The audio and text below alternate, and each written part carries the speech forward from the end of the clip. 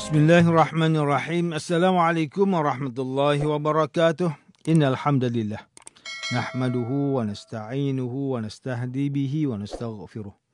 Wa na'udzu billahi min shururi anfusina wa min sayyiati a'malina. Man yahdihillahu fala mudilla lahu wa man yudlil fala hadiya lahu. Asyhadu an la ilaha illallah wahdahu la syarika lahu wa asyhadu anna Muhammadan 'abduhu wa rasuluh. Allahumma shalli wa sallim ala sayyidina Muhammad wa ala alihi wa ashabihi wa tabi'in wa man tabi'ahum bi ihsan ila yaumiddin. A'udzu billahi minasyaitonir rajim. Ya ayyuhalladzina amanu taqullaha haqqa tuqatih wa la tamutunna illa wa antum muslimun. Amma ba'd. Yang berusaha Tuan Haji Ahmad Nazri Muhammad Yusof selaku penerbit rancangan tafsir Al-Quran dan seterusnya sidang pendengar yang dirahmati Allah Subhanahu wa taala. Bersama saya, Profesor Dr. Muhammad Najib bin Abdul Kadir, Pusat Kajian Al-Quran dan As-Sunnah, Fakulti Pengajian Islam, Universiti Kebangsaan Malaysia. Tuan-tuan, puan-puan, para pendengar yang dimuliakan, pada hari ini kita akan menyambung kembali rancangan tafsir Al-Quran bagi siri ke-48. InsyaAllah pada kali ini kita akan membincangkan mengenai pentafsiran ayat ke-76, Surah Hud. A'udzu billahi minasyaitonir rajim. Bismillahirrahmanirrahim. Ya Ibrahim a'rid an haza innahu qad jaa'a amru rabbik wa innahum atihim 'adzabun ghairu mardud. Malaikat-malaikat itu berkata, wahai Ibrahim, janganlah dihiraukan hal ini. Sesungguhnya telah datang perintah Tuhanmu menghukum mereka dan sesungguhnya mereka akan didatangi azab yang tidak akan dapat ditolak oleh bantahan atau doa permohonan. Sidang pendengar yang dirahmati Allah, Profesor Dr. Muhammad Quraish Shihab melalui kitabnya Tafsir Al-Misbah menyatakan bahawa dalam ayat sebelum ini Nabi Ibrahim AS bermujadalah, yakni berbincang dengan para malaikat tentang kaum Nabi Lut AS. Perbincangan daripada Nabi Ibrahim AS didorong oleh kebaikan dan belas kasihannya kepada manusia, dan sebenarnya Nabi Ibrahim AS merupakan seorang yang pemaaf lagi penyayang dan suka kembali kepada Allah Subhanahu wa taala. Syekh Tahir Ibn Ashur memahami maksud mujadalah dalam arti kata berdoa dan bermunajat kepada Allah Subhanahu wa taala. Hal ini kerana berkemungkinan ulama tersebut memahaminya sedemikian kerana keberatan memasukkan perkataan malaikat dalam petikan ayat tersebut. Yang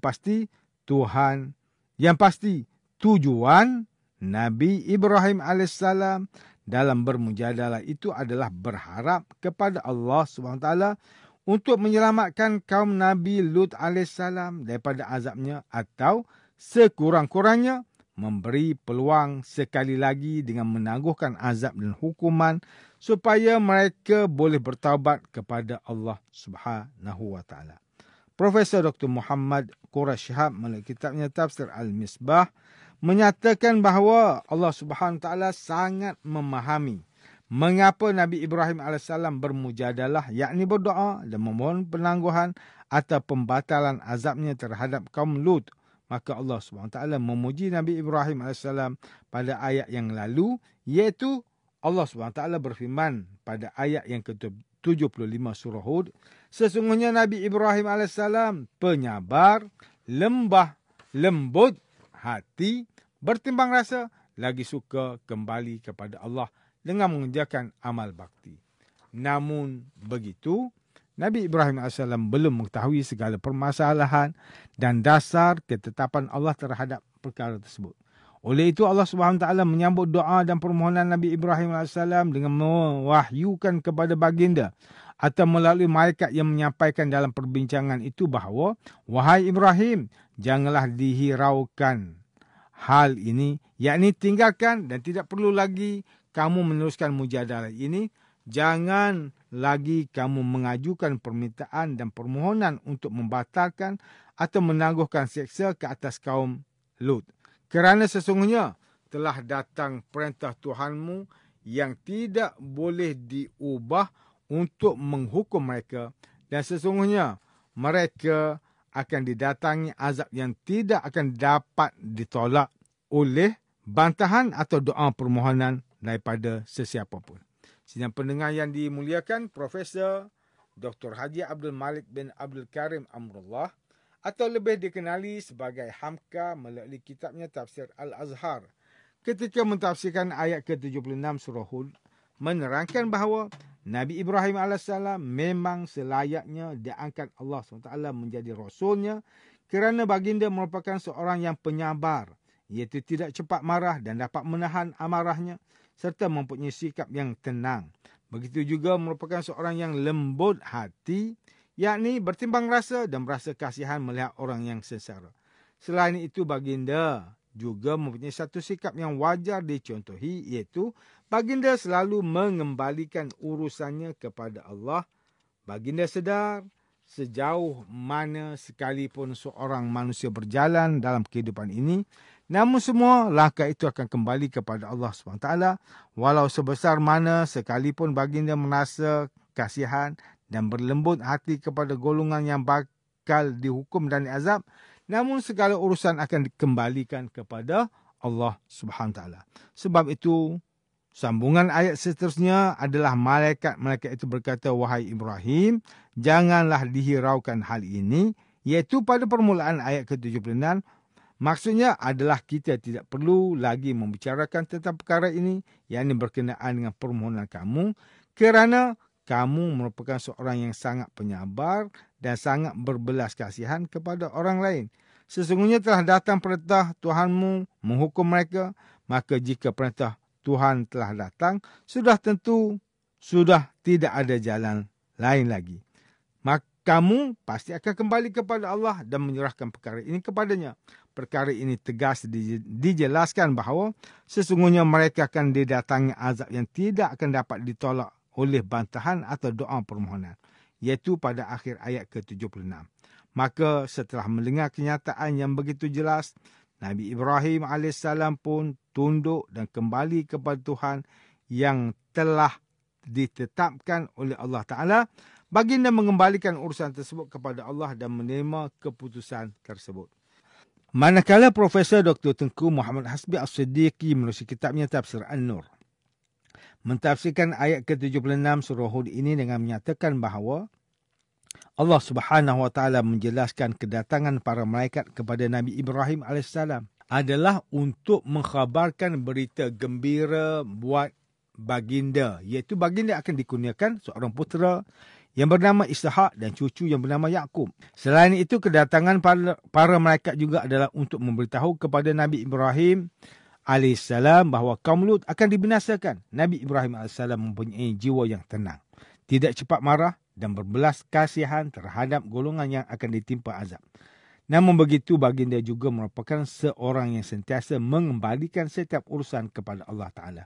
Nabi Ibrahim AS bermujadalah dengan para malaikat tentang azab yang akan menimpa kaum Nabi Lut AS. Maka para malaikat berkata, "Wahai Ibrahim, janganlah dihiraukan hal ini. Sesungguhnya telah datang perintah Tuhanmu menghukum mereka dan sesungguhnya mereka akan didatangi azab yang tidak akan dapat ditolak oleh bantahan atau doa permohonan." Maksudnya, janganlah kamu meneruskan permohonan dan permintaan ini, tetapi berdiam dirilah. Kerana telah datang ketetapan Allah untuk mengazab mereka, yakni kaum Lut, dan sesungguhnya mereka akan didatangi azab yang tidak akan dapat ditolak. Profesor Dr. Zainal Arifin Zakaria melalui kitabnya Tafsir Inspirasi mentafsirkan ayat ke-76 surah Hud ini dengan menjelaskan bahawa para malaikat berkata kepada Nabi Ibrahim AS untuk meninggalkan perbincangan tentang kaum Lut kerana sesungguhnya telah datang ketetapan dan perintah Allah untuk menghukum mereka dan mereka, yakni kaum Lut itu akan ditimpa azab yang tidak dapat ditolak. Walaupun pelbagai usaha dan nasihat telah disampaikan kepada kaum Lut, namun mereka tetap enggan menerima nasihat tersebut, bahkan mereka tidak mahu menyesali perbuatan yang telah mereka lakukan di masa lalu. Oleh kerana itu, Allah Subhanahu Wa Taala menurunkan azab yang buruk kepada mereka. Jawapan para malaikat ini adalah rentetan daripada hasil daripada soal jawab dan mujadalah Nabi Ibrahim AS tentang kaum Lut. Hal ini menunjukkan bahawa baginda merupakan seorang pemimpin yang berkarisma dan tidak hanya memikirkan kepentingan pribadi. Nabi Ibrahim AS adalah seorang yang berbelas kasihan, lembut hati dan sentiasa berserah kepada Allah Ta'ala. Tuan-tuan dan puan-puan yang dirahmati Allah, demikianlah tafsir bagi ayat ke-76 surah Hud.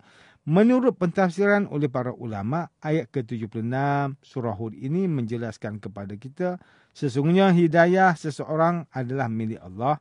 Hanya Allah SWT sahaja yang berkuasa untuk memberikan petunjuk kepada hamba-hambanya. Membawa manusia yang berada di dalam kegelapan untuk menerima cahaya kebenaran adalah satu pekerjaan yang amat berat. Namun begitu, pekerjaan yang mulia ini merupakan pekerjaan para nabi dan rasul, iaitu membawa manusia ke jalan yang benar. Jika kita telah berusaha untuk menyampaikan nasihat kepada umat manusia, maka hasilnya kita perlu serahkan kepada Allah Subhanahu Wa Taala. Sekiranya tiada sesiapa pun yang mahu menerima, itu tidak berarti kita telah gagal dalam usaha dakwah. Hal ini kerana kita diperintahkan untuk bertawakal dan menyerahkan segala urusan kepada Allah Subhanahu Wa Taala selepas berikhtiar dan berusaha bersungguh-sungguh. Sidang pendengar yang dimuliakan oleh Allah Subhanahu Wa Taala, Allah Subhanahu Wa Taala menciptakan hati bukan untuk disia-siakan. Tetapi menurut Imam Al-Ghazali rahimahullah, hati berfungsi untuk merasai, mengenali dan mengetahui sesuatu ilmu atau perkara. Ilmu yang diterima dapat membersihkan hati seseorang daripada perbuatan yang keji, menjernihkan fikiran serta memberikan petunjuk ke arah jalan yang diredai Allah SWT. Sekiranya hati digunakan dengan cara yang bertentangan dengan ajaran Islam, ia akan menjadikan umat manusia semakin jauh daripada Allah SWT.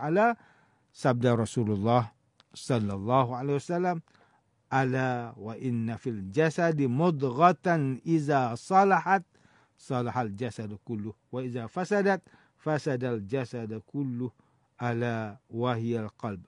Ketahuilah bahawa pada jasad terdapat seketul daging. Jika ia baik, maka seluruh jasadnya. Jika ia buruk, maka buruklah seluruh jasadnya. Ketahuilah itu adalah hati. Hadis riwayat Imam Bukhari. Hati yang bersih bermaksud hati yang membenci segala kemungkaran dan kemaksiatan kepada Allah. Manakala hati yang kotor adalah hati seseorang yang dipenuhi dengan penyakit hati seperti ragu kepada Allah, dengki, cintakan dunia, dendam, risau yang berlebihan. Semua ini lahir disebabkan adanya ragu kepada Allah Subhanahu Wa Taala. Jika seseorang itu mempunyai rasa ragu kepada Allah, maka dia semakin sukar untuk menerima nasihat dan dakwah yang telah disampaikan. Di dalam medan dakwah, seorang da'i perlu berusaha untuk menyampaikan agama dengan bersungguh-sungguh dan bersedia dalam menghadapi cabaran dakwah. Jika sasaran dakwah menerima seruan ini dengan mudah, maka bersyukurlah kepada Allah. Namun jika mereka enggan menerima, maka ianya perlu dikembalikan kepada Allah. Seorang da'i hanya berperanan untuk memberi penjelasan dan berusaha menyampaikan ajaran agama. Namun, hanya Allah SWT yang boleh menganugerahkan hidayah dan petunjuk.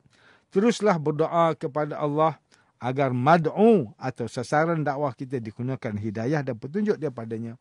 Sesungguhnya hati itu secara fitrahnya bersifat berbolak-balik. Oleh itu manusia mestilah sentiasa berusaha untuk mendekatkan diri pada Allah bagi mencapai ketenangan di dunia dan kebahagiaan di akhirat kelak.